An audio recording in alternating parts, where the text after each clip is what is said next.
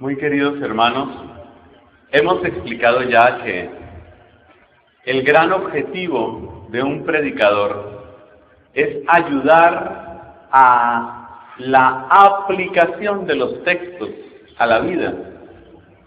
Lo que nosotros queremos es aplicar, que significa acercar el texto a la vida, y también significa sacar la vida que está en el texto. Este es uno de los principales propósitos de un buen predicador. Y hay muchos recursos para lograr este objetivo. Hoy vamos a hablar de uno de ellos. Es lo que se llama mirarnos en el texto. Podemos decir que casi todos los textos de la Biblia nos van a presentar personajes, como sucede en una obra de teatro, por ejemplo, como sucede en una película en el cine. Hay unos personajes, y una de las maneras de aplicar los textos bíblicos a nuestra vida es reconocernos en esos personajes, o lo equivalente, mirar cómo esos personajes están vivos en nosotros o están vivos en nuestro tiempo. En el primer caso, es como si yo me fuera a vivir la escena. En el segundo caso, es como si yo tomara esta escena, este pasaje, y lo trajera a mi tiempo.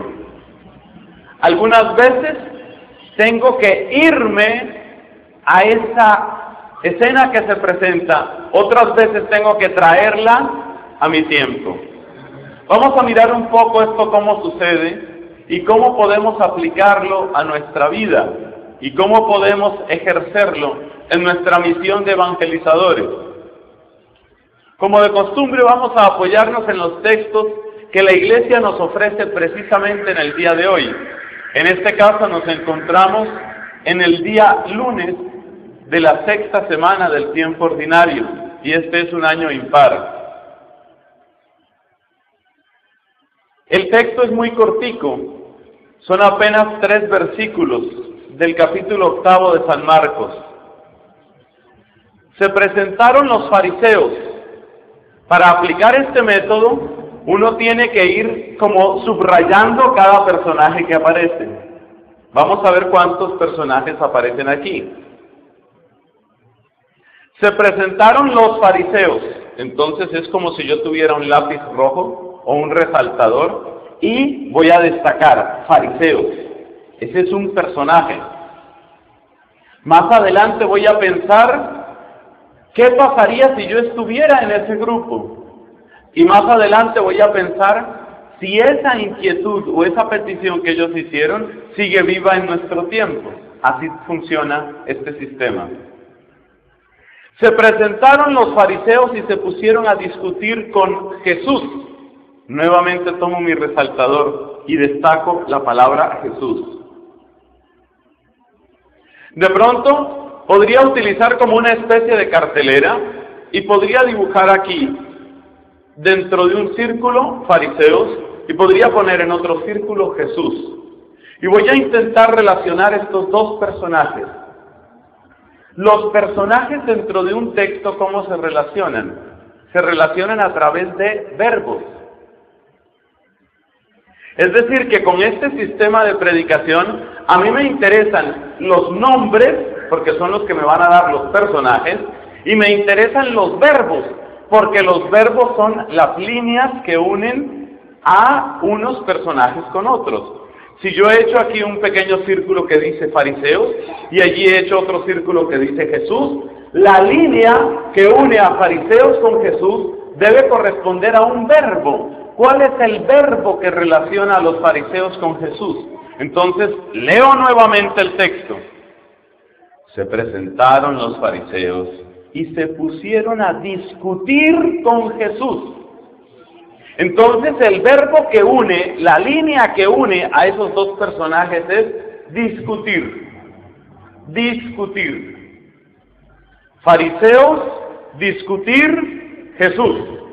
Eso suena como a toro sentado, pero es solamente para encontrar los elementos esenciales.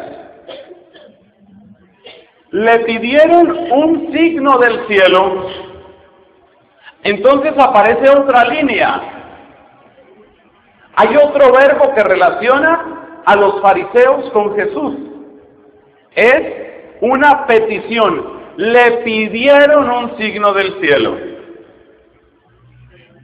Fariseos, Jesús. Una línea, discutir. Otra línea, pedir un signo. Como esa línea indica quién es el sujeto de la frase, entonces yo puedo decir que esas líneas no son líneas, sino que son flechas. Algunos de ustedes incluso están tomando sus apuntes y seguramente están haciendo el dibujo allá en su cuaderno o en sus hojas. De fariseos sale una flecha hacia Jesús, una flecha. Ustedes la ven aquí en este papelógrafo fantástico que tenemos. Sale una flecha hacia Jesús que dice discutir. Y después sale otra flecha.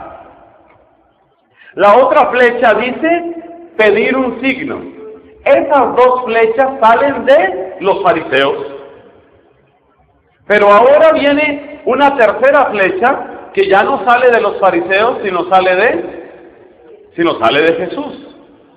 Jesús dio un profundo suspiro. Por ahora dejemos el suspiro, que tiene su sentido, porque a la Biblia no le sobra una sola palabra. Pero no nos ocupemos del suspiro. Dio un profundo suspiro y dijo.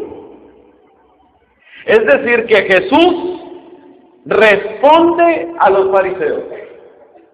En total me resultaron dos personajes, los fariseos y Jesús. Y me resultaron tres flechas. Los fariseos discuten con Jesús. Los fariseos le piden un signo del cielo a Jesús. Y la tercera flecha sale de Jesús hacia los fariseos. Jesús responde a los fariseos.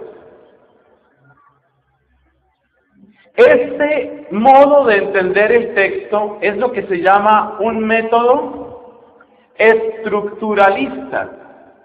Estamos haciendo, claro, de una manera muy elemental, lo que se llama un análisis estructural. Y yo les digo una cosa, este tipo de estudio es supremamente útil, porque así como lo explicas a la Biblia, así como lo aplicas a la Biblia, así también lo puedes aplicar a una cantidad de cosas. Por ejemplo, un discurso. Cuando uno le toma práctica a este sistema de analizar los textos, cuando uno está oyendo después a una persona, uno va haciendo mentalmente sus dibujos. Por ejemplo, un político. Mire, ustedes disfrutarán muchísimo analizando los discursos de los políticos con este sistema. Es interesantísimo ver un político en dónde pone los sujetos, en dónde pone los verbos y cuáles son los personajes de su discurso. Es una cosa interesantísima. De manera que este método no solamente nos sirve para analizar la Biblia, sino que en el fondo nos sirve también para analizar la vida. Si hubiera que hacerle propaganda a este método, yo les diría, aprendan por favor análisis estructural, que les va a servir no solo para predicar la palabra de Dios, sino les va a servir para ser mejores estudiantes, para ser mejores ciudadanos y para ser personas mucho más despiertas. Porque el análisis estructural nos ayuda a responder a la siguiente pregunta: ¿qué fue lo que me dijeron? Y eso sirve para todos, desde la propuesta del novio hasta el candidato presidencial, y desde una tarea de química hasta un trabajo en la carretera. Esto es maravilloso. El análisis estructural intenta buscar cuál es la esencia del mensaje. ¿Qué fue lo que me dijeron? Cuando yo hago el dibujo aquel de los fariseos y Jesús, de alguna manera como que me queda claro qué es lo que ha sucedido. Una vez que he hecho el dibujo, entonces ahora me voy yo para esa escena. ¿Será que puedo ponerme en el lugar de los fariseos? A uno no le gusta ponerse en el lugar del malo de la película. A uno le gustaría ponerse en el lugar de Jesús. Pero el método solo funciona si uno aprende a ponerse en el lugar de todos y cada uno. Por ejemplo, voy a ponerme en el lugar de los fariseos. No me gusta, Póngase en el lugar del fariseo. Aplique entonces las flechas que corresponden a los fariseos. ¿Cuáles fueron las flechas? Discutir y pedir un signo. Y ahora responde esta pregunta. ¿Ha discutido usted con Jesús alguna vez? Es muy probable que tengamos que decir, sí, sí he discutido con Jesús. Probablemente sí he discutido con Jesús. Y le he pedido a Jesús un signo del cielo, le he pedido a Jesús una señal que me confirme que verdaderamente Él es digno de fiar. ¿Le he pedido esa clase de signos a Jesús? ¿O he sido yo una persona que apenas conoció a Jesucristo, se entregó con absoluta confianza, con total generosidad? Tal vez no. Tal vez la mayoría de nosotros oímos y oímos hablar de Jesús y no terminamos de convencernos. Hoy, por ejemplo, yo veo muchas miradas de personas que no terminan de convencerse, que miran como en el borde, como diciendo, a ver, ¿esto qué es? ¿Esto qué trae por dentro? ¿Qué será lo que quiere este tipo? Es un tipo raro. Veamos, este sacerdote puede ser, puede no ser. Es decir, usted mira en la distancia, usted intenta saber a qué atenerse, usted mide y calibra. Y se lo puedo decir porque yo estoy aquí y estoy mirando cómo usted me mira. Es una de las ventajas de estar en este sitio.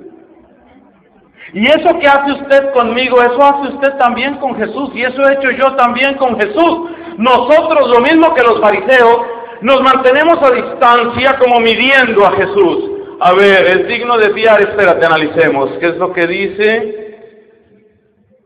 Es decir, que resulta muy interesante ponerse en el lugar de los fariseos, muy interesante, porque ahí aparece retratado lo que seguramente yo estoy viviendo. Y de ahí te sale toda una predicación. O de pronto puedes hacer este otro ejercicio, aún más profundo. Tal vez te gusta especular un poco, es decir, te gusta buscar causas más profundas. Hazte esta pregunta: ¿por qué me cuesta trabajo confiar en Jesús?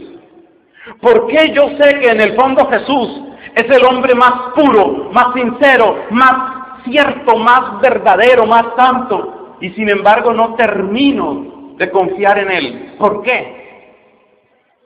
Y vas a llegar a unas respuestas muy profundas sobre tu vida. Por ejemplo, porque yo no quiero entregar el control de mi vida. Porque me encanta controlar mi vida y gobernarla como yo quiera. Y yo no quiero que mi vida me la gobierne ni siquiera Jesús, por más bueno que sea. Ay, pero qué feo lo que dije. Pues ese soy yo. Esa es la realidad de mi vida. O de pronto, yo veo que Jesús es una propuesta muy interesante, pero hay una serie de cosas que yo hago y que sé que a Jesús no le gustan, y yo no quiero dejar de hacer esas cosas. De pronto soy un tipo rumbero, un tipo guapachoso. Soy un hombre rumbero y guapachoso y disfruto mi estilo de hacer las cosas. Quiero gozar mi juventud a tope. Quiero manejar mi dinero como a mí me gusta. Tengo unas cuantas diversiones que no son muy católicas. Y entonces, para entrar uno en el cuento de que Jesús y la alabanza y todas esas cosas, entonces me van a quitar una cantidad de cosas que me gustan. Fíjate cómo sale una profundidad de la palabra de Dios, con solo ponernos en el lugar de los fariseos. Bueno, y si me pongo en el lugar de Jesús, ahora resulta que esa nos parece más difícil que la anterior. Al principio uno decía, es mejor ponerse en el lugar del bueno, pero resulta que es difícil ponerse en el lugar del bueno. Jesús dio un profundo suspiro y dijo: ¿por qué esta generación reclama un signo? Os aseguro que no se le dará un signo a esta generación.